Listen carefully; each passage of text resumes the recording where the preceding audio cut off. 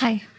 आज मी एका व्हिडिओमध्ये ऐकलं की कंपासचा शोध हा घड्याळाच्या आधी लागला, कारण की दिशा माहिती असणं हे खूप महत्त्वाचं होतं वेळ माहिती असण्यापेक्षा. आणि हे ऐकून मला खूप भारी वाटलं, कारण की आत्तापर्यंत दिशाहीन असल्यामुळे मी आयुष्यात थोडाफार वेळ वाया घालवला आहे नक्की. आणि म्हणूनच कदाचित मी ह्या गोष्टीसोबत पण रिलेट करू शकले की दिशा माहिती असणं हे खूप महत्त्वाचं आहे. कारण की वेळ माहिती असणं किंवा वेळेला समजणं हे लोकांना पूर्वीपासूनच येत होतं, पण त्यांना फक्त कुठल्या गोष्टीमुळे त्रास झाला असेल तर ते दिशाहीन असण्यामुळे, है ना. म्हणजे तुम्ही एखाद्या जंगलामध्ये अडकला असताल तर तुम्हाला आधीच्या लोकांना फक्त सूर्याच्या पोझिशनवरून समजत होतं की आत्ता वेळ किती झाला असेल, पण त्यांना दिशा माहिती असणं, घरापर्यंतची दिशा माहिती असणं हे खूप महत्त्वाचं होतं.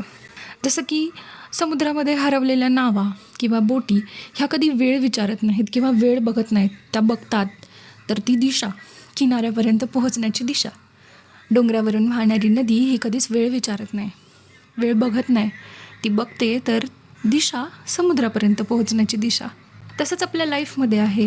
जर तुम्ही योग्य वेळी अयोग्य दिशेमध्ये जात असताल, चुकीच्या दिशेमध्ये जात असताल तर त्याच्याने काहीच होणार नाही आहे. पण फरक पडतो तो ह्यामध्ये की तुम्हाला दिशा पण माहिती आहे आणि तुम्ही त्या दिशेमध्ये किंवा त्या योग्य दिशेमध्ये प्रयत्न करताय, मग तिकडे पोहोचेपर्यंत कितीही वेळ लागो. म्हणूनच मला असं वाटतं की लाईफमध्ये आपण एक दिशा निवडतो.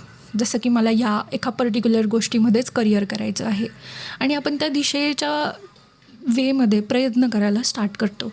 काही काही वेळेस ते सक्सेसफुल होतात. दॅट मीन्स की तुम्ही योग्य दिशेमध्ये योग्य वेळी आहात.